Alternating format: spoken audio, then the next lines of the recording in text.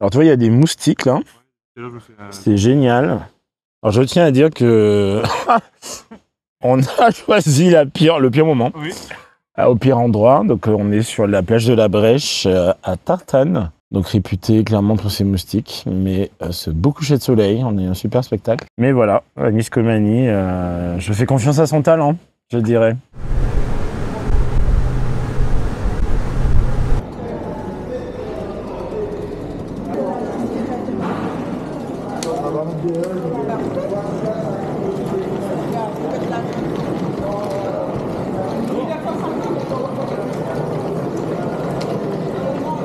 T'en as fait en Dominique ou pas?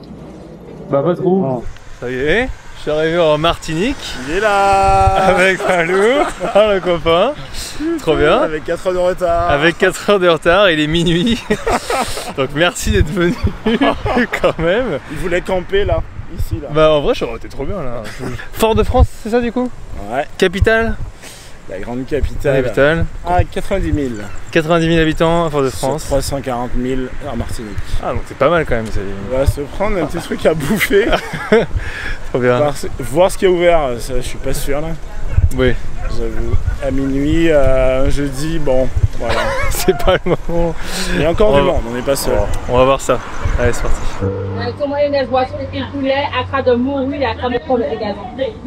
Et les sandwichs avec juste du fromage, de la tomate, juste crudité. Alors du fromage oui. Ouais. Et on peut vous ajouter oui des coulis. Ouais, juste sans poisson, sans viande, mais tout le reste c'est ok. Passe. Mais au final. Voilà, donc je m'appelle Christophe, j'ai 37 ans et je suis français, hein. Voilà. Même si je vis au Canada depuis 7 ans, je suis quand même français. Ça fait le gâteau qui s'appelle le Robinson. Spécialité de Martinique ou des Antilles un peu en général? Martinique. C'est du gâteau créole. C'est du gâteau très dense, hein. De composantes denses. Et puis une couche pâte brisée en dessous, hein, parce qu'il n'y avait pas assez de pâte. Donc ils ont rajouté une pâte pour tenir en fait le gâteau. Pour tenir la confiture et ouais. Tiens ensemble quoi. Et donc là on mélange goyave et coco. Ah donc il y a goyave et coco. C'est une confiture un peu du coup? Parce que la confiture de goyave est très liquide, très liquide, très souple. Et coco c'est plus dense et tout. Donc. Et puis aussi rajoute un peu de pâte. Pour décorer. Au-dessus pour décorer. Ah bah parfait ça, parce que ça je me disais, il y a où la pâte, d'accord. Voilà. Il y a une saison ou c'est toute l'année ça? Tout le temps. C'est la pomme cannelle, c'est une brioche qu'on a assemblée. Donc on fait des petites coupures en ciseaux là sur la pâte qu'on a roulée là. Ouais. Et tu la tournes en fait. Donc, ça fait ça en fait, ça fait une sorte de petite. On appelle ça les pommes cannelle parce que ça ressemble aux fruits pommes cannelle qui poussent ici. Et là c'est la version jambon fromage. Ok. Normalement c'est juste la brioche elle-même en fait. Ouais, c'est juste la brioche. Ouais. Là tu vois. Hop là. Donc c'est ça, elle est immense là. C'est à manger à 4 personnes je pense. 4 personnes tu dis? Ou 2 faciles. Voilà. La mangue de Dominique. Nutri-Score A, Nutri-Score A, Nutri-Score Z et... Pourquoi voyager à Anis Komani? C'est une très bonne question. Pour grandir, pour découvrir d'autres cultures. Parce que c'est comme ça qu'on grandit. Comme ça qu'on grandit, on voyage parce qu'on a ce besoin aussi de découverte et de se comparer, de curiosité. La Terre est grande et vouloir tout connaître, c'est peut-être un peu, je trouve, des fois prétentieux. Parcourir tous les pays, moi j'ai fait 170 pays dans ma vie, génial. Mais tu fais quoi avec? T'as fait quoi avec? T'as grandi, t'as fait grandir les autres. Mais tant mieux. Cette personne a pu faire 70 pays. De comprendre des choses qu'on ne comprend pas dans nos cercles, dans nos sociétés. Pourquoi on fait ça? Ah, mais ils font ça comme ça, eux. Ah, putain, ok, c'est pour ça qu'on fait ça alors. Ah, mais c'est pas con de faire comme ça aussi. Que ça, je pense, voyager. Après, pourquoi voyager et habiter ailleurs, s'expatrier, c'est une autre question, je pense. Mais On a besoin de s'émerveiller. On est resté ça, c'est inscrit en nous. On a bien vu pendant la Covid, sans émerveillement, on s'éteint, quoi. On peut s'émerveiller au quotidien, mais au boulot, avec nos amis, là où on habite, mais on a besoin de voyager, ouais, je pense. Même sans avion. Ça prend un peu plus de temps. Et d'envie. Alors du coup on randonne sur la Caravelle, donc l'îlet de la Caravelle, comment on dit, la presqu'île de la Caravelle. Et donc on est au niveau du phare, donc tout en haut, et c'est le point le plus à l'est de la Martinique.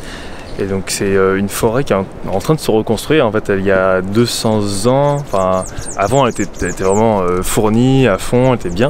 Et après il y a eu donc le château Dubuc, qui est venu, donc qui a tout défriché pour pouvoir faire de la cultivation, des sucres, des cannes.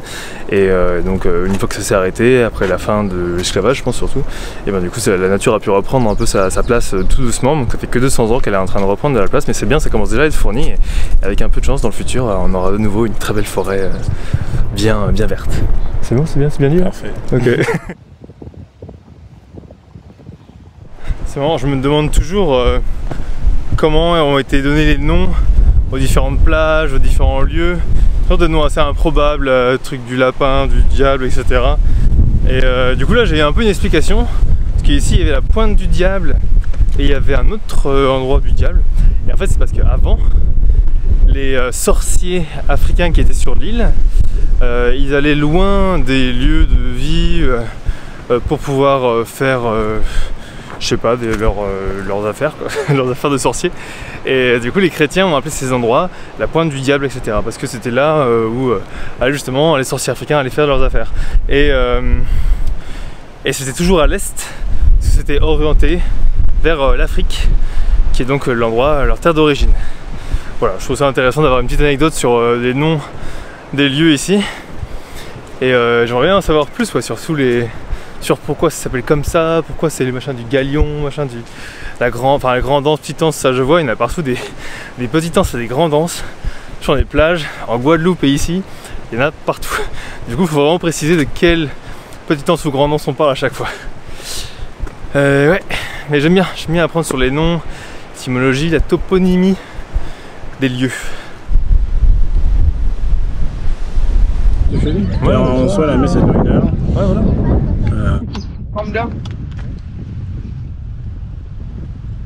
Et après, on voit juste directement à la. Après, on peut manger ça hier. Ah, mon bégo, veille. Ouais, on va souhaiter là. Être chez soi, c'est une très très bonne question. Est-ce que je ne me sens chez moi qu'en Martinique ? Être chez soi, je pense que c'est là où tu te sens bien. Tu as établi un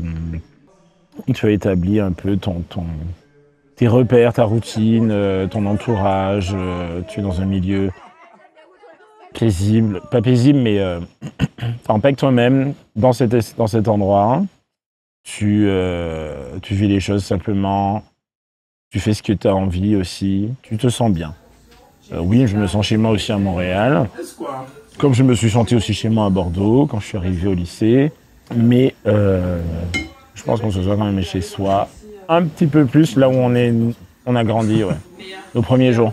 De nos premiers jours, nos premiers souffles jusqu'à notre départ, quoi. Il y a un petit peu cet appel-là. Quelquefois j'ai atterri en Martinique, c'est un peu ça. Lorsqu'on me demande d'où je viens, je dis pas forcément Martinique en premier, je peux dire Bordeaux, ça dépend. Ça dépend du mood, mais c'est ça, être chez soi, je pense, ouais.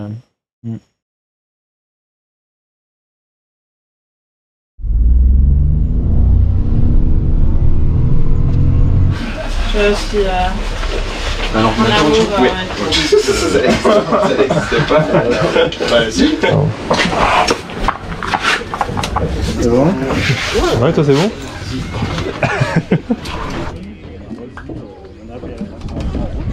Ouais. J'arrive en ce moment. J'ai très hâte. Mais t'es détendu quand même, tu respires, c'est bon. Ça va, je sais que je respire, c'est bon. L'air entre tout le monde avec moi. Oh, là, il vraiment s'y ressort. Comment tu te sens ? Bah moi je me rends pas trop compte, hein. Je réalise pas qu'on va aller dans l'eau et tout. C'est pas mon élément non plus, hein, donc non, je suis pas du tout dans l'eau de base, là, c'est pas... Ouais. Donc on va voir. Ça va être très fun, à mon avis. On a un cadre très très cool. Ouais, là c'est calme, on voit le fond. Pour l'instant, quand c'est normal. Alors que je resserrerai. Et celui-là aussi. Vous ne gérez rien du tout. C'est moi qui gère tout. Vous êtes juste là pour regarder. Ok. Voilà. Oh my god. C'est parti.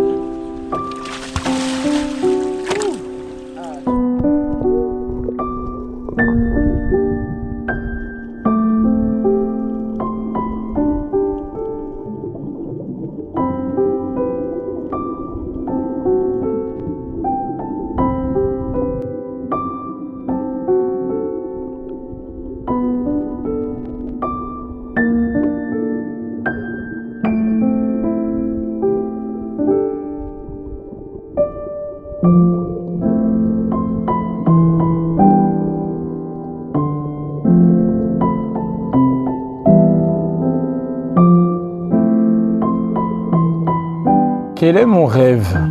J'ai tellement de rêves. Après, il y a rêve et souhait, c'est-à-dire que il y a rêve réalisable. Moi, j'aimerais aller dans l'espace, tu vois. J'aime explorer d'autres mondes, en fait, donc on en a déjà parlé. La plongée, c'est un truc que j'aime beaucoup. D'autres mondes sur Terre, mais pourquoi pas hors de la Terre. Mais ouais, ce serait ça, mais bon. C'est un rêve pas trop réalisable. Après, un rêve réalisable, qu'on réussisse à maintenir le réchauffement climatique à 2 degrés. Ça peut être pas mal. Qu'on fasse de belles avancées, vivre de belles choses, ouais, jusqu'à la fin de mes jours. Partager, rencontrer du monde, découvrir toujours de nouvelles choses, ouais, de nouvelles personnes. Voilà, ça.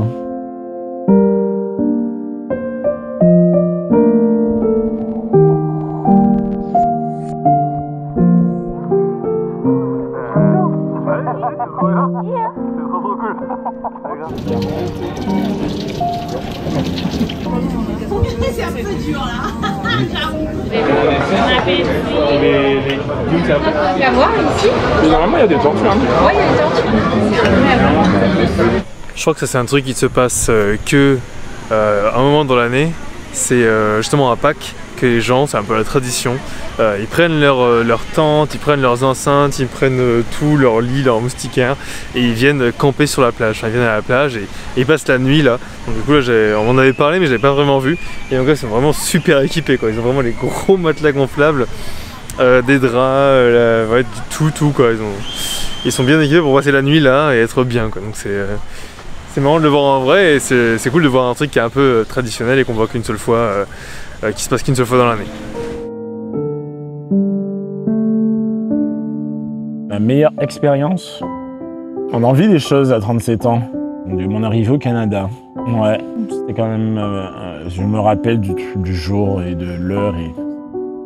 J'étais jamais allé au Canada et j'ai tout plaqué à Bordeaux et je suis parti quoi. Ouais, c'est pas mal hein, comme expérience ça. Et oui, j'en ai d'autres. Hein.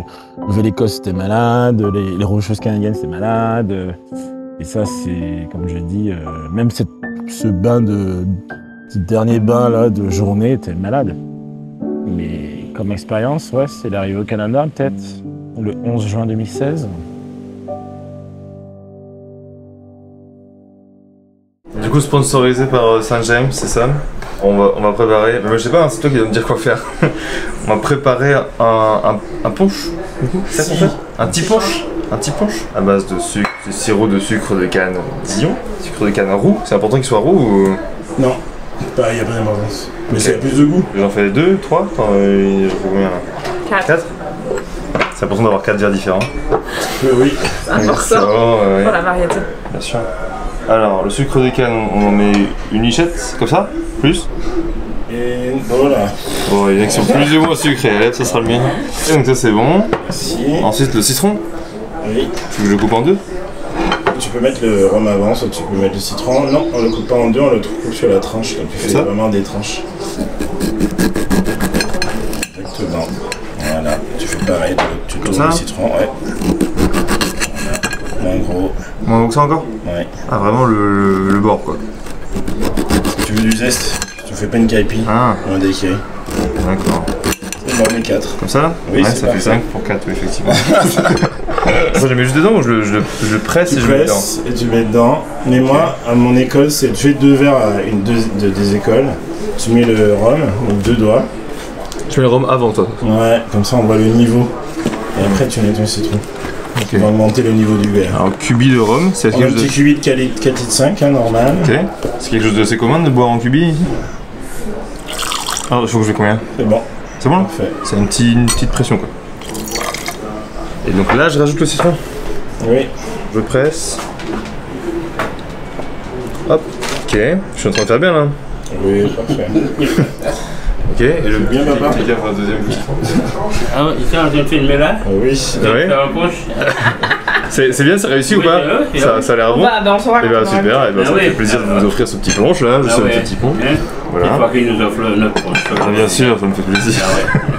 Et bien, il n'y a plus qu'à trinquer. Tu peux débrouiller le cubi. Mais oui, fais la photo du cubi. Mais oui, à la main. Chin, bonne fête de Pâques avec du rhum. Joyeux Pâques, hein. Ah bah c'est sûr. Non, c'est bon, mais...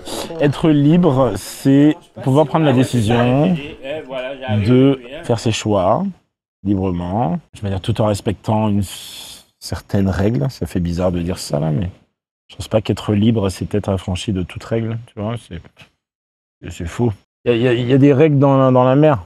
Les poissons, ils vont pas n'importe où. Il y a une chaîne alimentaire. Il y a des règles partout, donc ils sont libres les poissons. Donc nous aussi, donc dire on s'affranchit de tout, non. Ah, c'est plus être autonome, mais c'est ça un peu la liberté, je pense, le vent de liberté. C'est pas forcément aller en Nouvelle-Zélande, tu vois. C'est bien aussi la Nouvelle-Zélande, je pense, mais c'est pas ça forcément. Je pense qu'on peut être libre tout en travaillant, par exemple, aussi. Brasser, laisser poser.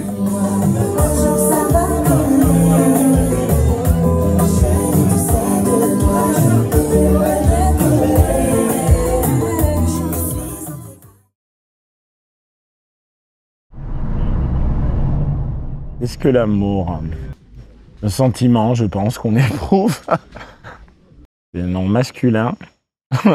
Non, c'est ça le sentiment, je pense, qui est inné en nous. Pas forcément la production, je ne parle pas de l'amour avec des sentiments intimes ou d'envie sexuelle ou autre. Mais je parle bien de l'amour, c'est en nous, c'est inscrit en nous, gravé, notre ADN, pour s'aimer, aimer l'autre. En soi, je pense que tout homme aime. Lorsqu'on dit bonjour à quelqu'un, c'est déjà, on aime en fait. Hein.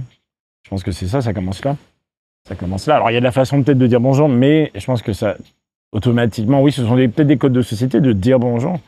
Ils ont créé ces codes-là parce qu'on aime. On est fait pour aimer, on est fait pour aimer. Pour être aimé, on est fait pour aimer, donc on ne peut pas dire... on est toujours questionné sur les gens qui vivent en ermite seuls. Comment font-ils? Je pense qu'ils doivent trouver l'amour dans les arbres ou les plantes ou la nature, c'est possible. S'aimer, aimer son prochain, un truc qui permet vraiment la survie de l'espèce. Sinon, on s'entretuerait tous, je pense.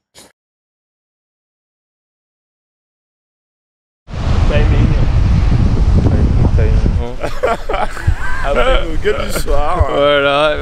Avec les moustiques. De nuit. Maintenant, c'est le matin à 5h30. Ah, donc, on est au Tombolo. Tombolo, qui est un lieu un peu atypique. Un des 4 dans le monde, je crois d'ailleurs. Ouais, t'as vu, attention. Où en fait il y a une sorte d'îlet, un îlet, c'est ça, une petite île, qui est accessible par un chemin de sable, qui n'est là que pendant une période de l'année, parce que la mer le recouvre pendant le reste de l'année, si je comprends bien. La mer ramasse le sable pendant toute l'année, et après il y a trop de sable, et donc du coup, il y a un chemin. Ok, donc là on va se voir le lever de soleil derrière les nuages.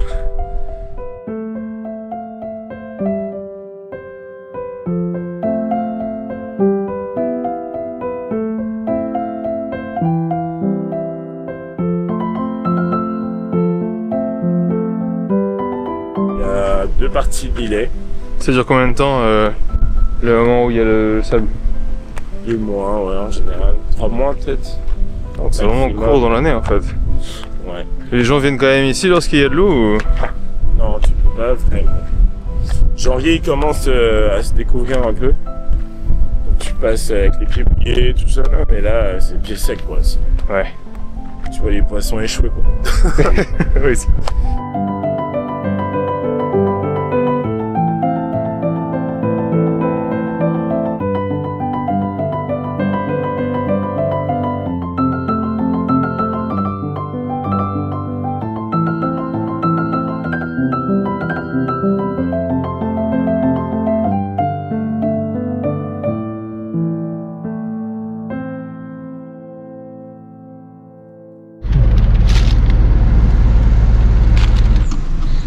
J'adorais venir ici.